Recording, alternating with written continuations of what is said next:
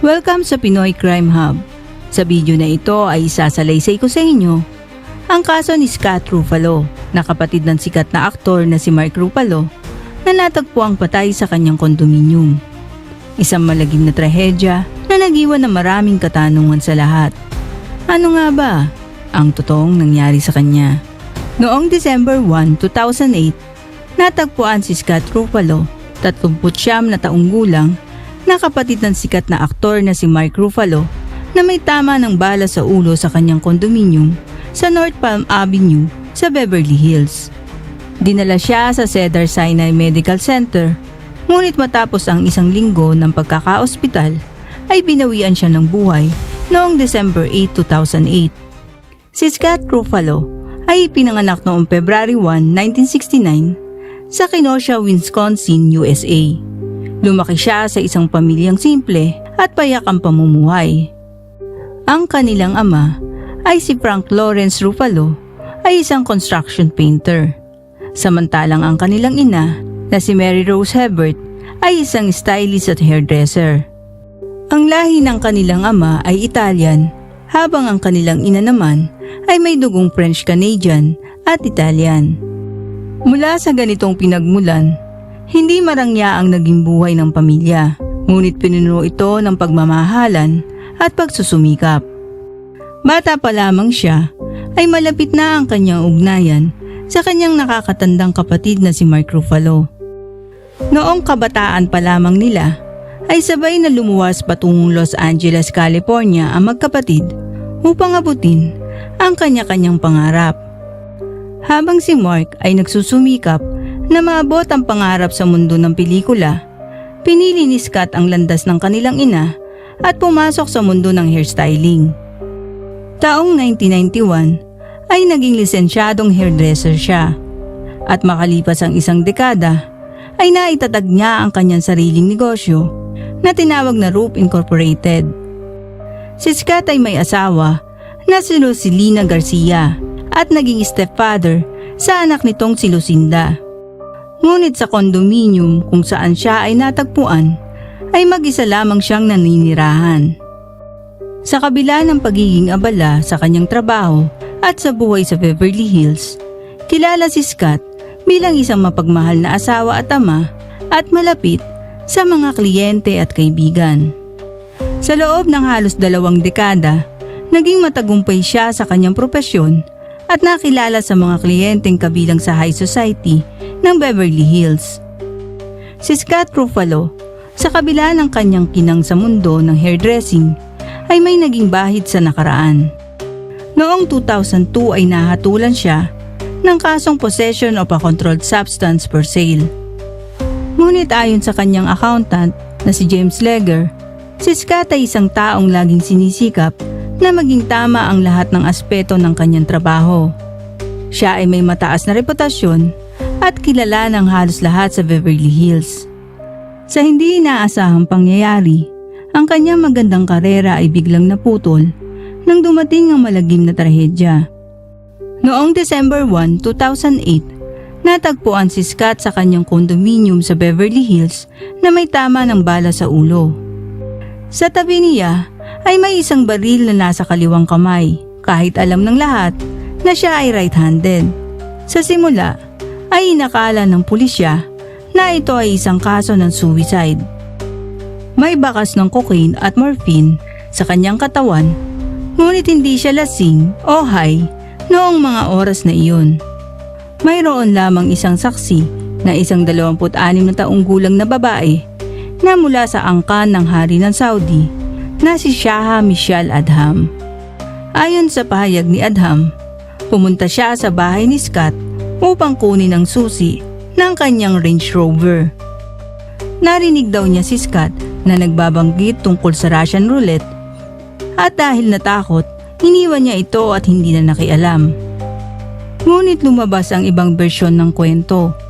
Ayon sa abogado ni Adham, naroroon din siya kasama ang kanyang nobyo na si Brian Scofield na 29 na taong gulang. Ayon sa pahayag ng abogado, ay nakita nilang natalo si Scott sa paglalaro ng Russian roulette. Ngunit sa halip na tumawag ng 911, ay pinigilan daw sila ni Scofield. Sa paglabas ng coroner's report, ibang istorya ang lumitaw. Ang tama ng bala at anggulo ng sugat ay hindi tumutugma sa Russian roulette, bagkus ay malinaw na indikasyon ito ng murder at execution style. Sa investigasyon, lumabas na naroon sa kondominium si Shaha Adham at ang kanyang nobyo na si Brian Scofield. Sinuri rin ng pulisya ang mga surveillance camera at nakumpirma nilang parehong naroon ng magkasintahan sa kondominium ng gabing iyon. Ang magkasintahan ay sumuko sa mga pulis 1 linggo matapos ang insidente. Si Adham ay nabuk sa kasong attempted murder at pansamantalang hindi pinalaya sa piyansa. Ngunit kinabukasan ay pinakawalan na siya matapos ang pahayag ng kanyang abogado na si Ronald Richards. Ayon kay Adham, pumunta siya sa apartment ni Scott para kunin ang susi ng kanyang Range Rover. Doon, nabanggit umano ni Scott ang tungkol sa Russian roulette bago narinig ang putok ng baril. Natagpuan umano ng magkasintahan si Scott na duguan sa sopa. Hawak ang baril sa kaliwang kamay, kaya't agad nilang iniwan ang lugar. Nang dumating ang Beverly Hills paramedics sa kondominium ni Scott, ay isinugod agad ito sa ospital. Ngunit nang dumating ang pulisya, 20 minuto makalipas, ay wala ng tao sa crime scene. Hindi nagtagal, humarap sila sa media at sinabi sa TMC na lalabas din ang katotohanan at mayroong ikatlong partido na sangkot sa pangyayari. Ngunit walang ebidensyang sumusuporta sa kanilang pahayag. Si Shaha Adham ay isa sa mga kliyente ni Scott Ruffalo. Isa siyang socialite sa Beverly Hills mula sa royal bloodline ng Saudi. Apo siya ni Prince Marshal Abdulaziz na kapatid ng dating hari na si King Faisal. Lumaki siya na may bodyguard sa kanyang paaralan at ang kanyang nakakatandang kapatid ay nakikisalamuha sa parehong social circles ni Paris Hilton at ng iba pang kilalang personalidad.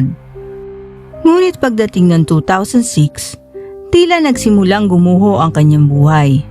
Naghiwalay ang kanyang mga magulang at nagsimula siyang mahiwalay sa kanyang pamilya. Ayon sa kanyang bayaw na si Eduardo Burillo, mahigit 2 taon na raw nilang hindi nakikita si Shaha.